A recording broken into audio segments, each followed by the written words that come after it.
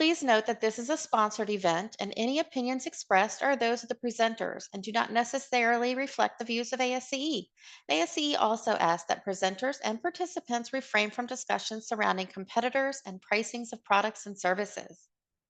Without further delay, welcome to Collaborating for Success, Mapping Statewide Flood Vulnerability to Achieve Florida's Legislative Mandate, sponsored by Fathom. And now it is my pleasure to introduce Gavin Lewis, a valued ASCE member and head of engineering at Fathom. Welcome, Mr. Lewis. Thank you, Robin, and hello, everyone, and welcome to our webinar. And look forward to talking to you today about a whole range of subjects around flooding and climate change, specifically around the work that we are doing with our engineering colleagues and the Florida Department of Environmental Protection. So without further ado, let me share my slides and we can get going. So as I said, this is really very much around collaborating for success and referencing the project that we've been working with in Florida with our partners as detailed here. So I'm delighted to be joined today by Eddie Boozer from the Florida Department of Environmental Protection, Michael Del Charico from Taylor Engineering, and Justin Gregory of Jones Edmunds and Associates. We have quite a straightforward agenda. I'm going to hand over to Eddie to talk about the Resilient Florida program, which is the program that really was driving the whole project and the need for statewide flood mapping.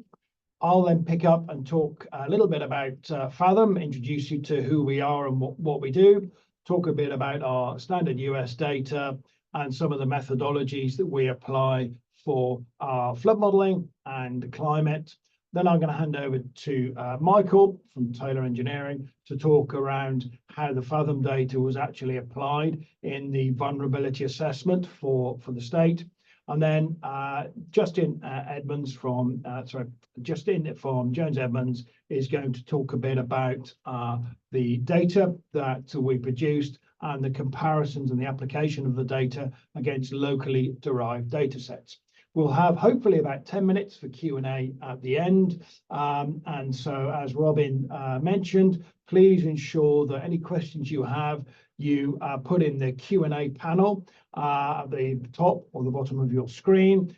Please don't use the chat function because we won't be looking in there for any of your questions. So hopefully we'll have some good questions for you. So let me, without further ado, hand over to Eddie. All right. Hey, everybody. Made the mistake of looking at the number of attendees before going on camera. So, and no matter how many of these things you do, you always get a little nervous. It's a good crowd in here today. You can go to the next slide. I'm just going to give a brief introduction to the Resilient Florida program. This is a Florida-specific legislative effort that was done in 2021. And I know that this is a national audience, so I just want to give a brief foray into what the program is and why it was created. And in 2021, there was a need recognized by the legislature to address threats of flooding and sea level rise to critical assets that are owned and operated by local governments, and to evaluate the exposure and the sensitivity of those critical assets, and to provide funding for those local governments to help mitigate what those potential issues might be. And so I was unanimously passed in both chambers and stood up the program in July of 2021 is when that became effective. Over time, there's been some updates, some clarifications. The biggest one that I wanted to share to this group is in 2022. So the program was created and the legislature in the initial bill said, we'll spend up to $100 million a year. So we're providing 50% match grants to local governments. So they've got to put their share up 50% from the state budget. And they said, ceiling is going to be 100 million. Let's see how this goes. Well, there was such an overwhelming response to the legislation, to the effort, to the attention in the legislature, to the local governments and supporting this effort, that in 2022, they actually changed that. And it's amazing how you can just strike through 2 or 3 words and They, instead of saying up to $100 million, they changed it to at least $100 million a year. So we expect that unless there's a literal act of the state legislature of Congress or the Senate, I should say, we expect that there will be $100 million a year to support local efforts to mitigate those critical assets. You can go to the next slide. Obviously, there's the grant side of our house, and I think one of the coming slides will kind of have a little brief overview of all the different sections. But we also do planning grants. I did want to cover that as well. So since the beginning, we've been able to do planning grants to local governments to actually do their own assessment of what their vulnerabilities are. So those have been rocking and rolling for the past few years. And then we've also taken over the responsibility for the sea level impact projection study, which was really spearheaded by a previous group, the Florida Resilient Coastlines Program, and just the natural course of program shifting and things changing in the department. We also took that over. Next slide. I'm not going to cover too much here. This is some of the changes that were put in from this year. These are more takeaway slides when the slides are provided. If you're interested in learning more about what has changed over time, have that info for you here. I'm going to go to the next slide. This is the slide I was mentioning. So we have Resilient Florida Program and our planning grants. We have grants for regional resilience entities. We have support for the Florida Flood Hub, which is out of the University of South Florida. And is doing a lot of research and assisting the program with data needs and modeling and future conditions and all that. We've got our statewide flooding plan, our sea level rise resilience plan. That's the grants that we support local governments with. And then we've got another section that is for the comprehensive statewide data set and the assessment itself. And so that's what we're here to talk about today is the assessment portion. So we're kind of zooming in on that one little part of the program for today. Next slide. One of the reasons that Gavin had mentioned, there was a legislative requirement to complete a comprehensive statewide flood vulnerability and sea level rise assessment. That's a mouthful. I think I've said it so many times that it can roll off the tongue, but it is a lot. So we were actually sort of charged by state law to conduct this assessment. And we're thankful and glad for all of our partners that have helped us through this process. And they're going to talk today about their different roles in the process of actually putting this assessment together. And next slide. And the basis for the assessment was a previous effort in the first year to actually collect data on where the critical assets are located. So there's a report here, and I believe Robin just popped a link to the report in the chat. If you're interested in looking into it, this is a visual of showing where all the assets are that we know of. It's over 3 million points, polygons, or lines that represent the critical assets, depending on what kind they are. Roads would typically be lines, buildings would be points, kind of thing. We worked with partners to develop that data set, which was due in previous year, and we collected over 30 or so different federal, state, or local data sets that were provided to us voluntarily to stand this up. And you can see exactly what those sources are in that report using that link. So really super broad brush stroke, but I wanted to introduce the program, the need, what we do, why we're here. And if you go to the next slide, I think this is when I'm going to hand it off. And I'll catch everyone on the other side of the Q&A. Thanks, Gavin. Great, thank you, Eddie. Thanks for really putting the overall project into context for us from an end client's perspective. So what I'd like to do is really give you a bit of a flavour of Fathom, who we are, what we do, and reference one of the other projects you might find of interest that we've been working on recently. So what do? We essentially build 2D broad-scale consistent flood models at both the country and a global scale. Essentially, these models are to represent the physics of water flowing across the Earth's surface for both current climate and for a wide range of future climate scenarios. By applying the latest scientific research to the most recent data available, new advances in understanding the flood behavior have been achieved not only in data-rich countries like the US, the UK, or regions like Europe, but also being able to apply these methodologies to data-poor areas, particularly areas like South America, Africa, and Southeast Asia, where until fairly recently, trying to get a really good understanding, detailed understanding of flood modeling and climate change has been very costly and impractical.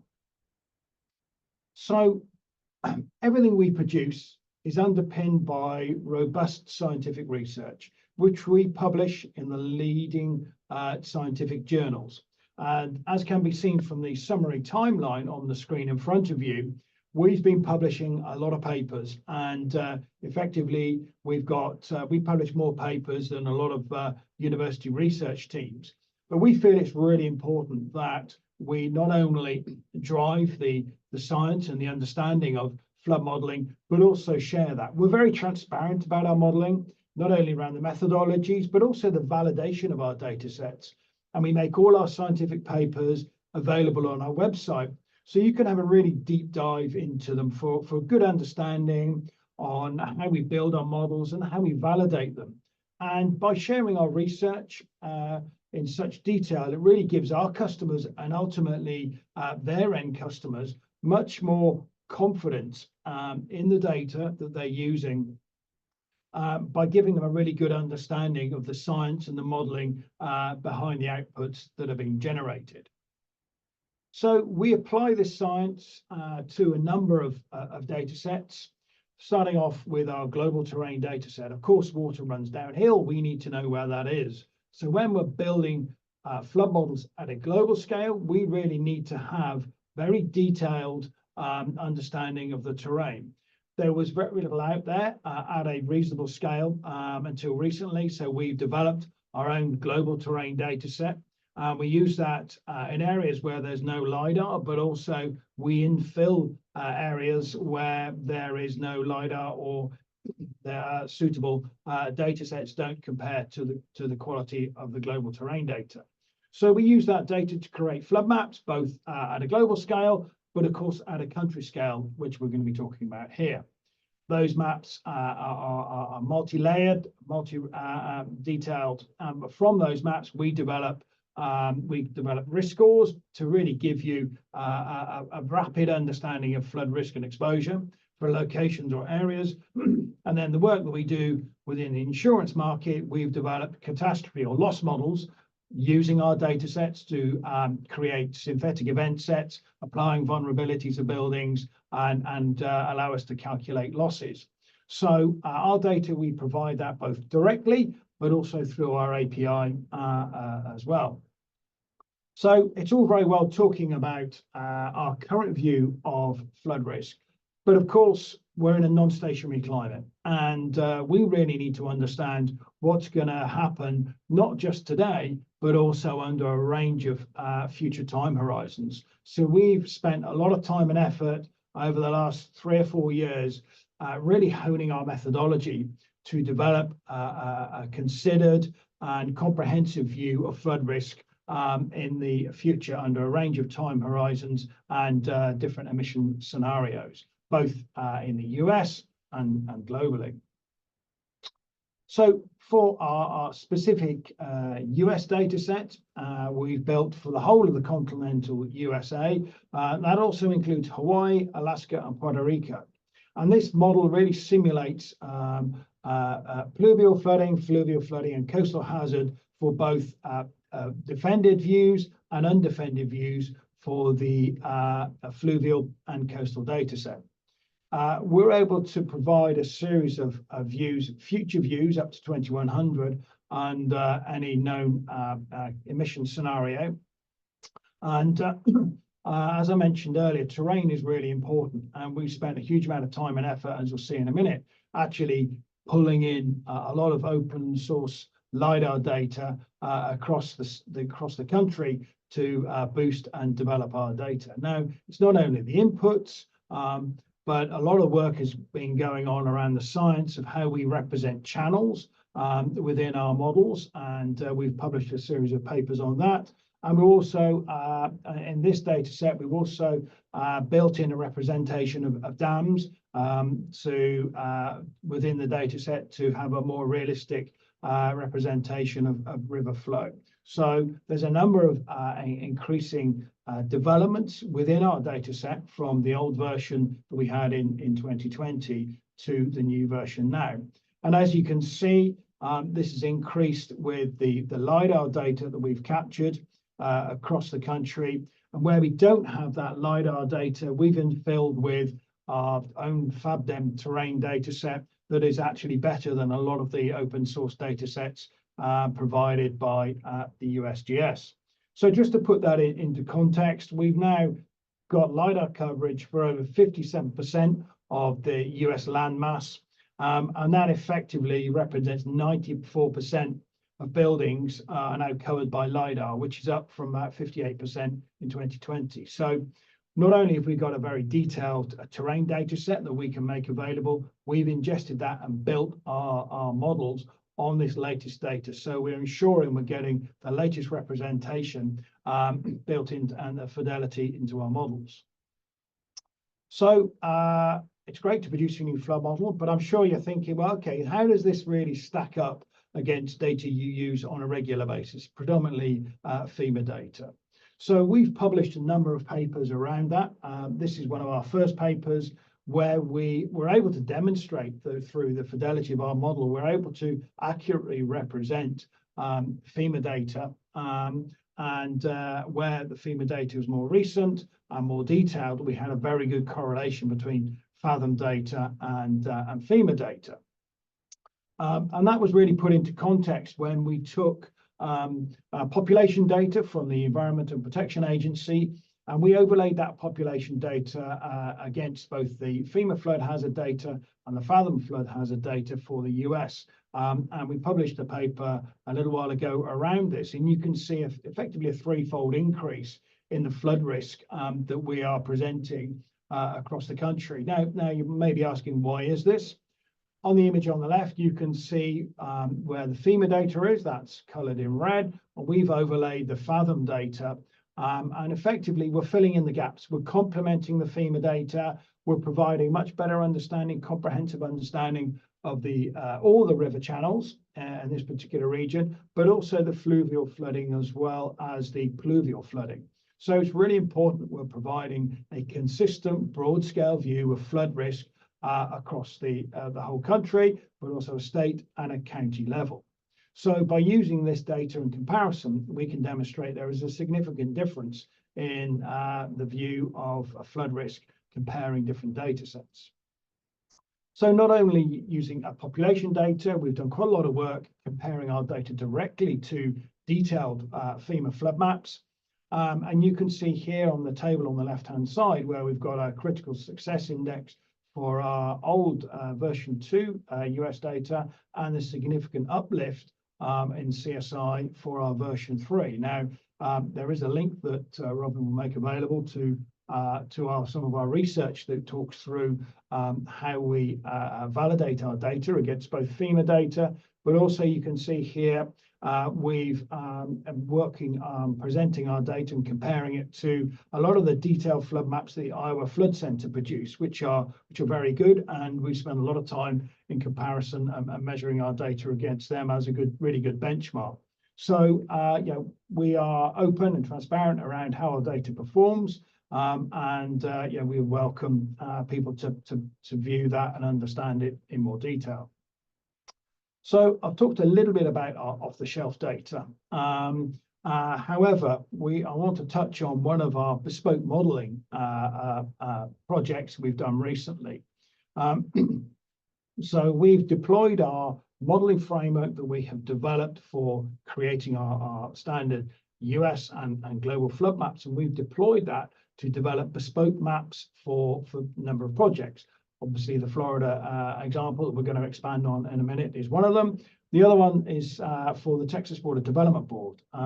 We are currently modeling the bespoke future flood hazard maps for the whole of Texas for the Texas Water Development Board, working with a state climatologist, taking into consideration things like land change, land use change due to population change, but also subsidence due to oil extraction. So we're building that into our model we're currently developing here in Bristol in the UK. However, we've for the first phase, we produced a statewide flood model for the current climate state. We built that on LiDAR data that was available, that had just been released to the state. So we pulled all the LiDAR in, cleaned it all up, and created a definitive terrain data set from the LiDAR, as you can see here in this image. And we used that in our automated modeling framework to develop a statewide flood map for pluvial, fluvial, coastal modeling. And we pulled all that together in less than 6 months to provide that to the Texas Water Development Board. On the back of that, we're now into phase 2, doing the future flood scenarios. So this is a great example where we can deploy and actually develop maps specifically for client requirements. So let's just touch on a little bit around the methodologies. So we've split our model data sets up into 3 distinct models. So the fluvial, the pluvial, and the coastal flooding. And this is an example of an undefended 1 in 100 year flood map. And to do that, we take data sets that you're probably very familiar with. Terrain data obviously is absolutely key, and we always strive to get the gold standard in LiDAR if we can. But we also make use of channel bathymetry when that's available. If we don't, we have to make certain assumptions around the channel and modify that. And that's where our channel solver work has come in, and research has come in to really represent more accurately river channels in our modeling. And of course, we need the inflow boundary conditions, both for the fluvial and the coastal flooding. Now, we put all those together, and we use a hydraulic engine called ListFlood, which is a 2D modeling engine that is very similar to the Headcraft models that you use, although ours is a bit more turbocharged, and we are able to really crunch these models in a more automated manner. So for the Florida project, we were able to develop, using this methodology, 2 views of flooding, the 1 in 100 year and the 1 in 500 year, with a current view for 2020. So if looking now at the pluvial data set, we are able to develop, I just jumped ahead there. We used our rain on grid methodology. However, because of the specific nature of events in Florida, we were able to adapt that specifically. So we modeled a 24-hour or 1-day event and a 7-day event storms for the pluvial data set. And again, for the 1 in 100 year and 1 in 500 year return periods. In addition to that, working with Jones Edmunds, we were able to pull in and make use of local soil maps.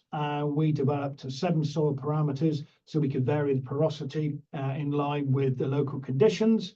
And we also used the NOAA impervious mapping data, which Justin will talk about a bit later, to build into our layer for the pluvial mapping, to essentially ensure that we're getting much better representation of pervious and impervious layers, and how that impacted the flow of water in these regions. In addition to that, we also did the coastal modeling, and this is an example, not in Florida, but of the 1 in 100 year, and we produced 1 in 500 year events for the data set. So, having created the current view of flood risk, we of course now needed to look at what's that future view. And so, following discussions with the state's chief resiliency officer, and the light of new legislation that's being proposed, the future climate scenarios that were to be assessed for this project were changed from the initial proposal of RCP 8.5 to RCP 4.5 for the time horizons of 2040 and 2070 for the fluvial and pluvial flooding.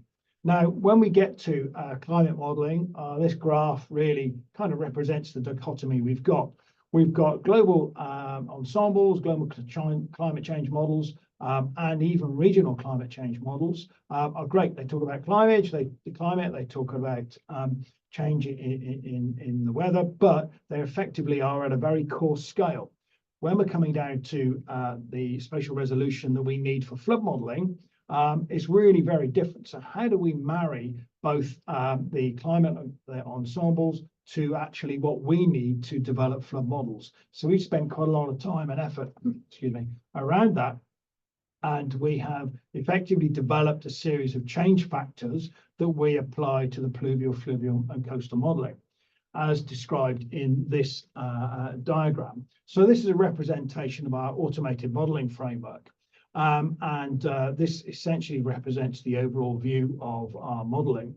And you can see here on the right-hand side where we're building using the flood frequency analysis for the coastal pluvial and fluvial data set, and then the modifications and the change factors we apply for the sea level and pluvial and fluvial data sets that we then run through the hydraulic model.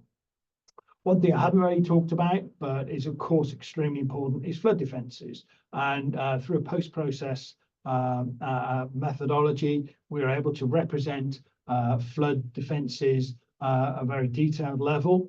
And so we're able to provide a defended and an undefended view of our data sets. So this was one of the outputs that we provided, where we compared our data off-the-shelf data for a particular area in Florida, and compared it to the FEMA data and the critical success index. As we can see here, the more detailed FEMA mapping, we had actually a better match against the data set. And I know Justin will be talking around how our data compares to more localized models in a minute.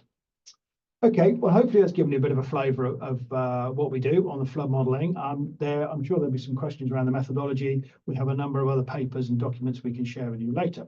So let me hand over to Michael to discuss how Fathom data was really applied as part of the vulnerability project on behalf of the state.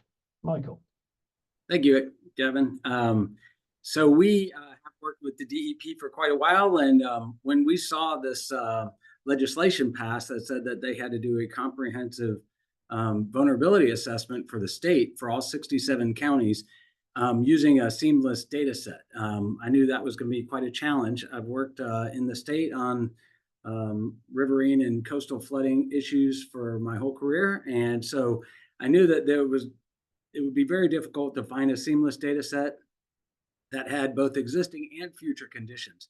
So we started, Eddie came to us and said, hey, how could we do this? And so we started looking around and found Fathom had done this similar work in Texas and thought it'd be applicable here in Florida. So as Justin's going to talk about, we did our homework, make sure that the data looks good and it looks great. So we moved forward. So next slide.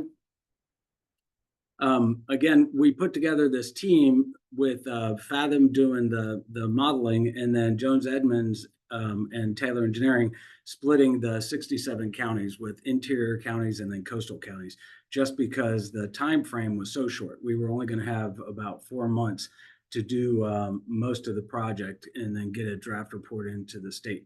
So it was very short fuse. And so I really think of this as kind of version 1.0. And we did get it done. I think it's a good planning project, and I'll go through kind of the steps. So for those of you outside of Florida, we've been working on vulnerability assessments in the state, as Eddie said, because the state legislature wanted to know what infrastructure is vulnerable to sea level rise and future conditions. So we're looking at the flood hazards, our tidal flooding, storm surge flooding, rainfall induced flooding, and sea level rise with future meteorology as well.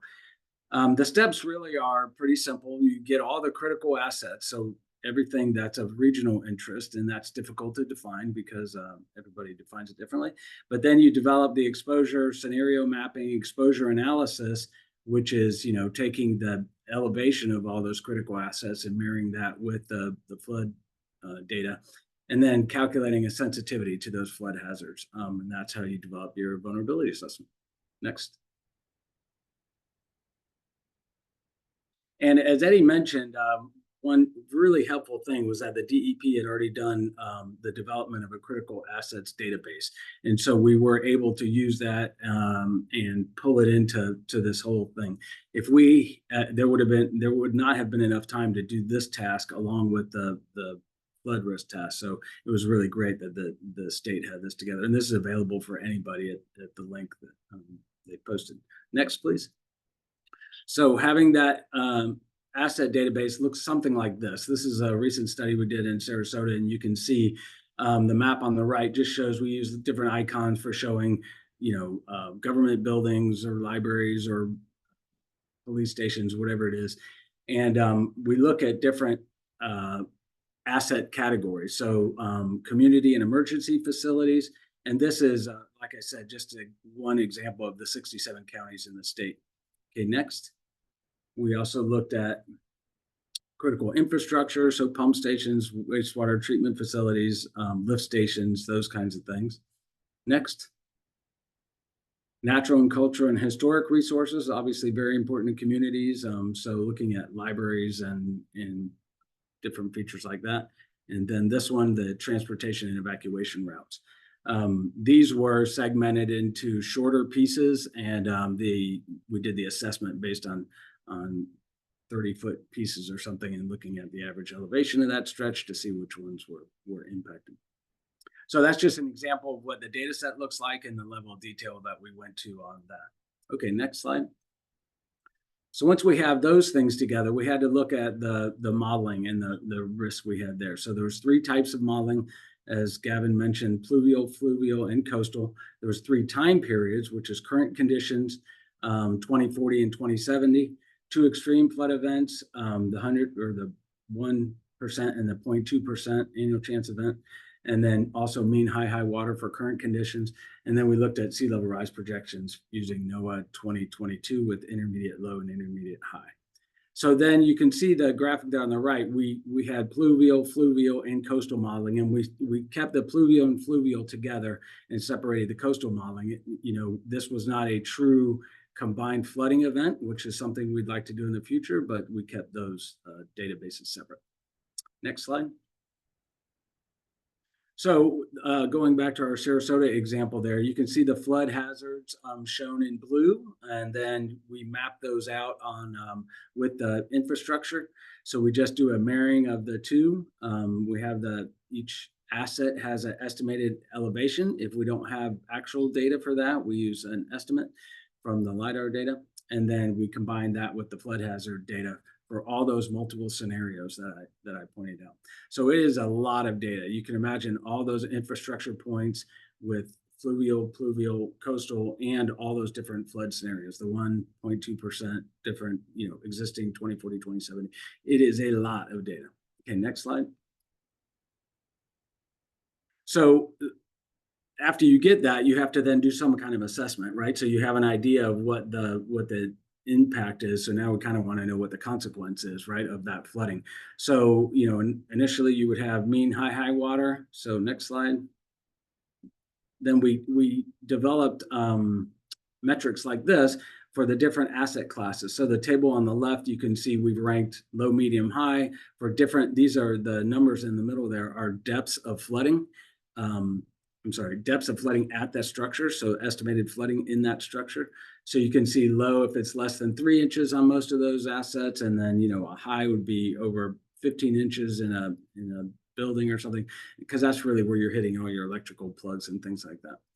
And then on the right, we did a land area inundation, and then how much of that land area for, those are for cemeteries and things like that aren't a point.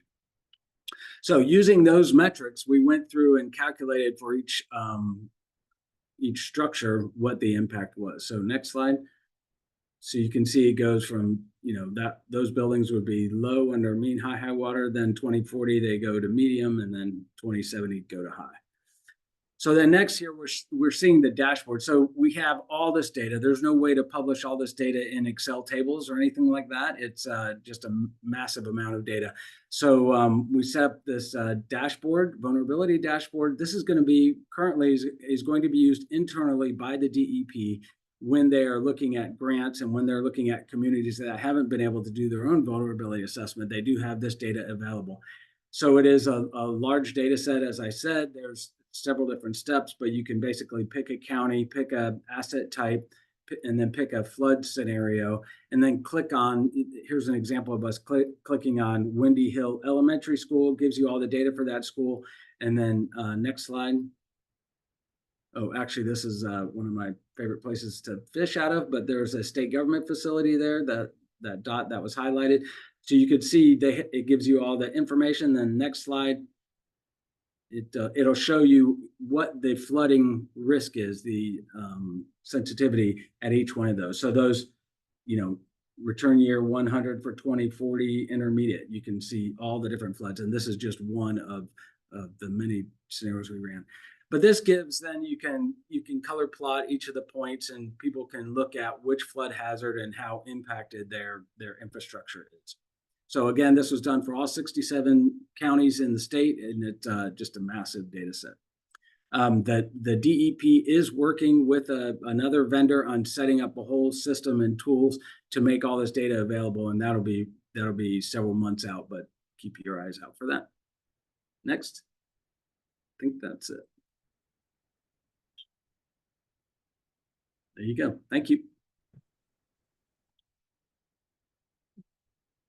Thank you, Michael. So on the next slide, you'll see how our first step in starting the project was to really evaluate the Fathom's inland pluvial and fluvial flood mapping. We wanted to get just a sense and comfort and understand how accurate that was. So we initially compared flood mapping extents to the 100-year FEMA flood mapping across the states, and I'll share those results in a little while. And we also identified 13 detailed local studies that have been completed fairly recently, and we were able to assess the accuracy of the FEMA results at about 6,000 locations of flooding projected in those models. So those are very detailed, fairly recent local models. So on the next slide, you'll see how we are presenting how those results compare to the FEMA. So going into a little more detail, and Gavin had shared these results earlier, but when we looked at that, we see that the Fathom results were getting a pretty good match relative to the FEMA AE zones. We had a very high hit rate, generally higher than what we're seeing elsewhere in the states, or elsewhere in the country, just a little bit above that average. Also a very low false alarm ratio. And this ends up giving you a pretty high critical success index. So as far as the bias goes, that there was a bias, and we're generally a little positive, so a little above the FEMA results. And you can see those results for when we combined all the FEMA 100-year flood zones, the inland, we got a slightly lower than as we would expect, just with a lot of those A zones included. Now, on the following side, we can see the results of when we compare to those detailed studies. So as I said, this is about comparing the Fathom results, and I should note, it's obviously based on what Michael had shared earlier. You understand it's important that we compared elevation. So for the state's vulnerability assessments, they really want to know the elevation or the depth of flooding at all those critical assets across the state. So we wanted to get an idea of what that vertical accuracy was. So we at the 13 local studies, we were able to identify flooding areas and compare the water surface elevations projected and modeled in those local studies to the Fathom results, and that was for the 100-year event. As you could see, we had a mean absolute error of about 1.5 feet and a standard deviation of a little over 2 feet. So we were pretty comfortable with the accuracy of these results, and then we also had that positive bias, so generally a little higher than what we're seeing in those local studies. So this gave us a lot more confidence in those results in using Fathom for this purpose. So on the next slide, we'll talk about some of the updates we did. As Gavin mentioned, Fathom they can put together bespoke models or custom models. And in this case, we work with them to make some updates to their US 3.0 modeling results, to their US 3.0 model to account for some important local conditions. So one of the first items we looked at was on the design storms. So the synthetic design storms that Fathom was using were slightly lower duration than what we typically see used in Florida. Most communities are looking at a 1-day or combination of either a 1-day and a multi-day storm event. So we worked with Fathom to update their model runs to look at those 2 storm events. They're pretty widely used around the state. On the infiltration side, Fathom's their default infiltration method relies on generating runoff when infiltration rates are exceeded.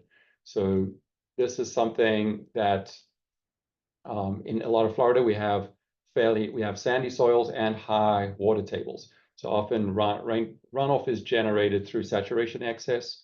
Once our water table reaches the surface, we generate a lot of runoff.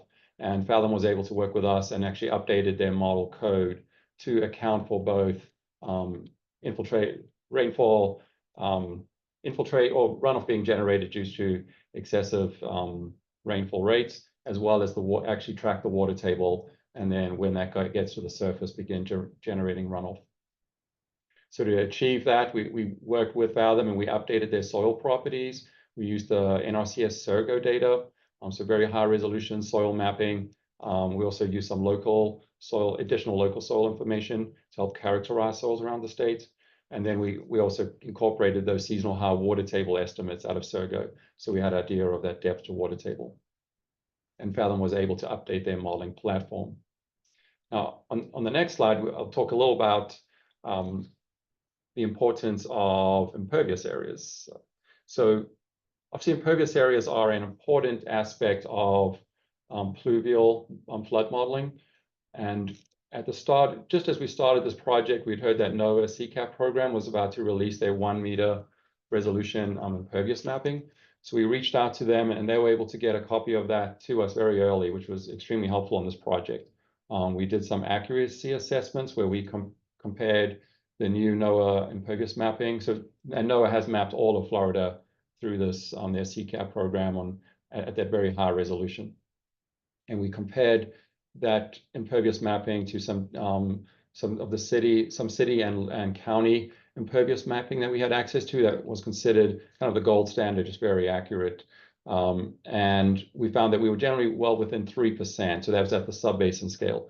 So we were impressed with the accuracy of the NOAA data, and we shared that with Fathom, and they were able to incorporate that into their bespoke Florida model.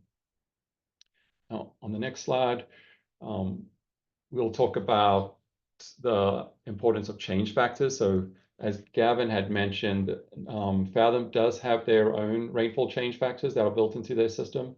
But for this project, at the start of this project, the USGS had just published their new change factors for the state of Florida, so that those were calculated for every county across the state.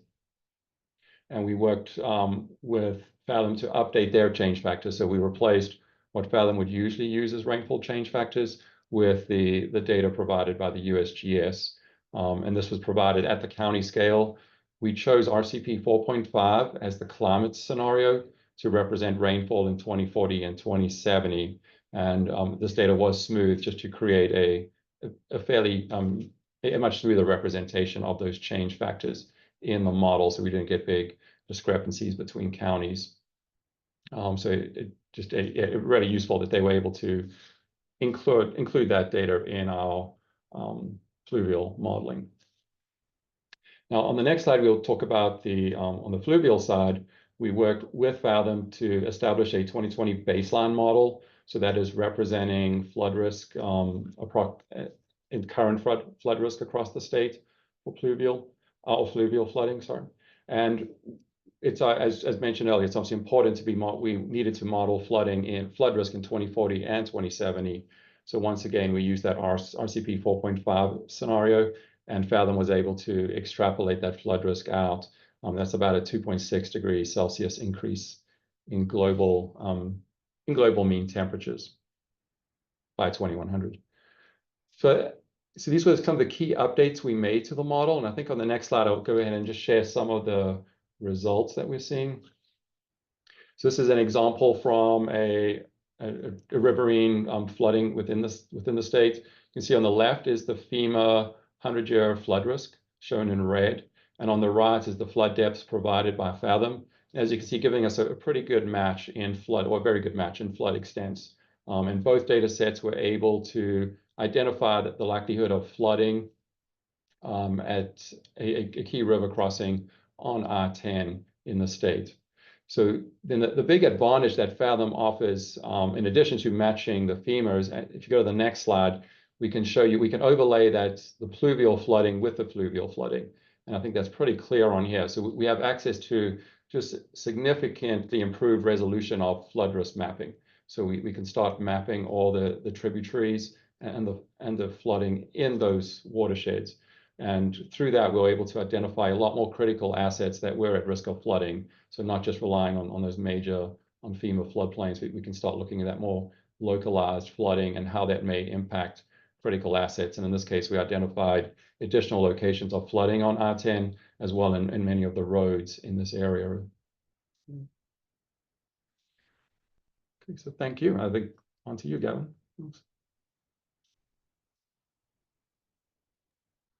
Thanks, Justin. Brilliant. Thank you for going through that in such detail. So now we've got to our Q&A session. So I'd like to start going through some of these questions that we've got. We've got a number of questions here. Thank you for sending them through. The first one, I think, Eddie, you said you'd like to answer the particular question. If you'd like to just reference the question and provide your response, please. Sure. And Robin, when we want to answer them live, can they see the question, or should I read the whole question out? They can see the question. Okay, so I'm looking at Jennifer Hecker's question. This is regarding Fathom working with state leadership, water management districts, other resilience leads on the next steps. And so, yes, absolutely. Now, while Fathom might not be doing that directly, we would certainly be doing that at the program level and at the state government level.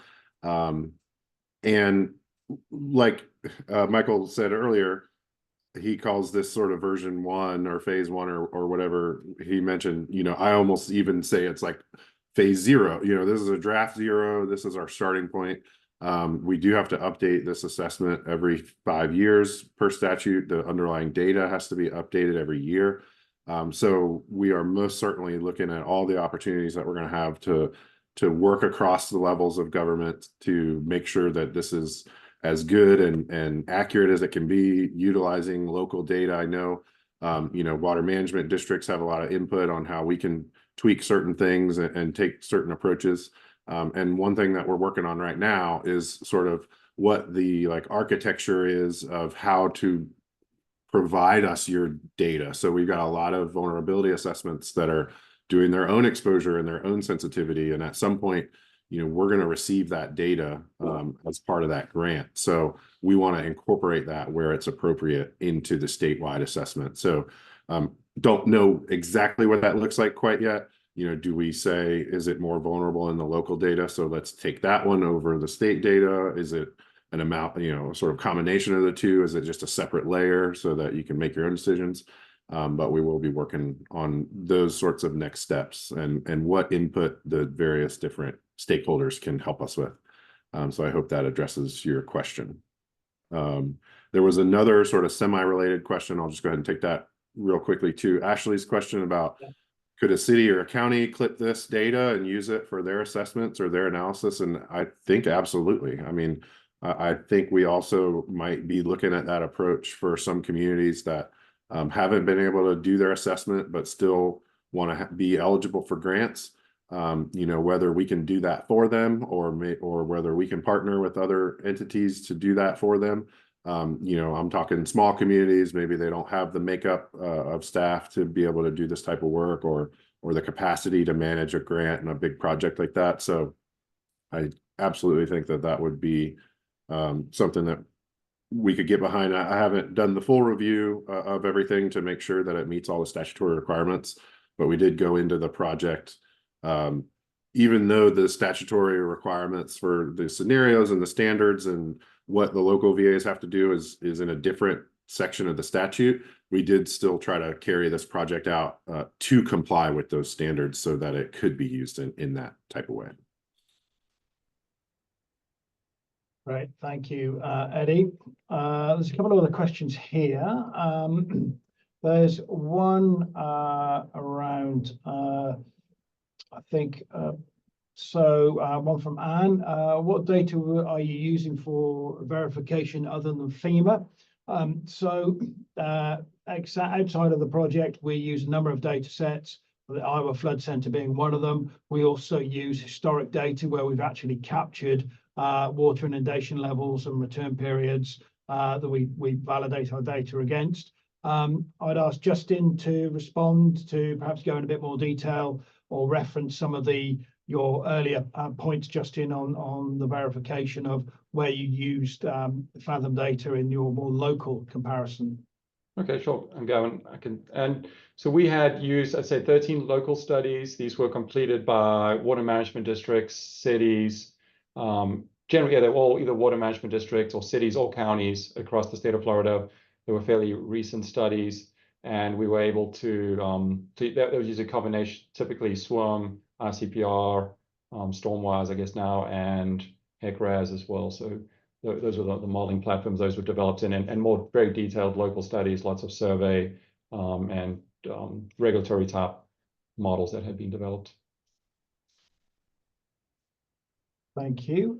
There's another one here that I'm not sure, again, it might be for you, Justin, on this one. For the flood risk, the risk maps, I'm assuming for this particular project, are piping risks considered or only overflow risks?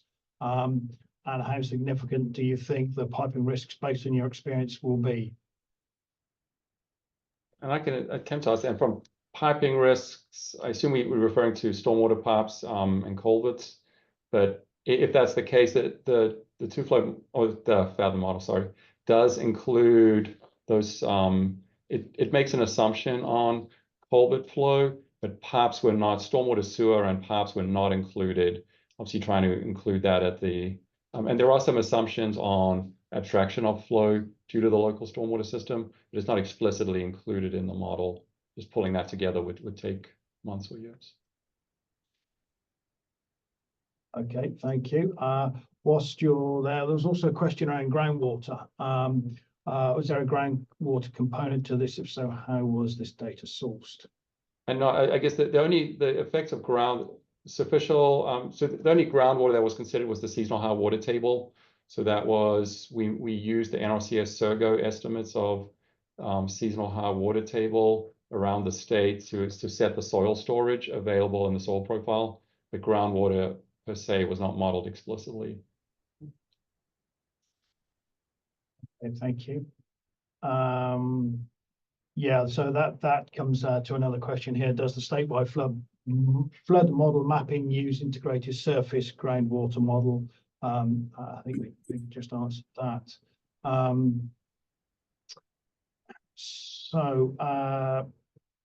Another question here.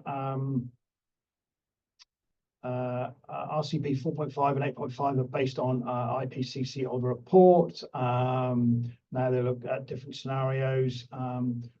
So I think Michael's typing a response to that.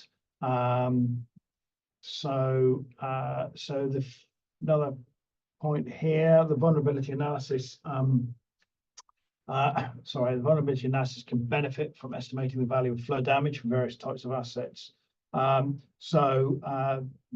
Looking at comparing different assets is really important compared to residential to commercial assets, and that was done as part of the vulnerability analysis. So one for you, Michael. Can you talk a little on the South Florida particular differences and how it is comparing to FP loss results? Sure, I think it's a great question, Carolina. As Eddie mentioned, we consider this version 1.0. So everybody in the state knows that these VAs are going on, and we had very limited time to do this, right? So as much as we would have liked to handle compound flooding or groundwater surface water interaction, it just was not possible with the limited time that we had. So to Carolina's question, we did check, we took a study that had integrated groundwater surface water modeling and compared that to Fathom's results. And we see that there are some differences. In version 2.0, we would love to tweak and modify the Fathom data set, just like any model, right? You would want to calibrate and you would want to verify and calibrate the data. So we have not been able to do that. This was a real rush to get this thing done in the time that we had. So it's a great first effort. And as Eddie said, there will be more to come for sure. And so we definitely see the value in the Fathom data set. First off, that it's seamless across the state, which was unavailable to us before. And so that's a big plus. Now we can go in and tweak it to really, hone it in on the results that we see in groundwater surface water integrated modeling, or, I think of Central Florida with no drainage patterns, internal drainage basins, all those different things. So certainly something we want to look at in the future. Thank you, Michael. There's a question here from Haley, wondering about the difference between Fathom flood data and First Street data. It's a very good question, Haley. The First Street data is based on our old version 2 US data set. The data that I was talking about earlier is our version 3, which is significantly different, not only with the LiDAR data, but there's a lot of channel modeling and the inclusion of dams, and also much more detailed future climate scenarios as well. So we've got multiple emission scenarios, both RCPs and SSPs, for time horizons between now and 2100. So it's much more richer and detailed data set compared to the data set that was originally developed by ourselves with First Street. So there's quite a difference between those two. We based the modeling for this Florida project on the latest science and the developments we've applied to our US 3 data set. And so the work we've just presented really represents a lot of the latest science in our findings around climate change, but also modeling things like channel resolution, for example. There's a lot more in that. We're literally just about to publish a paper. It's been approved. I think it will take a little while to come through around our global flood modeling and our US flood modeling. So there's more scientific papers will be coming out shortly. But I'm just conscious of the time, and I think there's a question here for you, Eddie. Can water management districts apply for and administer a VA grant for cities within their district? I guess you're probably the best person to answer on this. Yeah, I believe so. We're looking at that. The water management districts are sort of bound by a requirement to filling data gaps that the Florida Flood Hub has identified. So as long as the projects were in support of what the Flood Hub is working on, they can definitely get those grants that are planning grants to water management districts. They would be in the planning grant category. Okay, thank you. I think we've got time for one more question, and let's have a look here what we've got. Right. In addition, yeah, I think Carolina, one of your questions around significant water controls in South Florida, I think that's hopefully been answered by Michael, where there will be an opportunity perhaps to develop a model more appropriate by using more localized data to build that into the model. So I think that there's more there, and I think we'll answer a lot of these questions individually once we've wrapped up. I think we're pretty much there or thereabouts. Thank you very much for your questions. I would like to take this opportunity to thank our partners and co-presenters on the presentation today. Eddie from the Florida Department of Environmental Protection, Michael Docciaro from Taylor Engineering, Justin Gregory from Jones Edmunds, and of course the American Association of Civil Engineers, who've organised and hosted this webinar today. I'd just like to thank them for working with us over in the UK and being able to facilitate this webinar. I hope you found it useful. There will be a number of emails following on from this with various materials, links to the presentation, and also other materials, technical documentation as well. So thank you for your time. Thank you for joining us today. I look forward to meeting many of you at the ASCE convention in Tampa in October, where we can meet face to face. But in the meantime, thank you very much for your time, and I look forward to speaking to you in the future. Thanks, everyone. Thank you. Have a good rest of your day.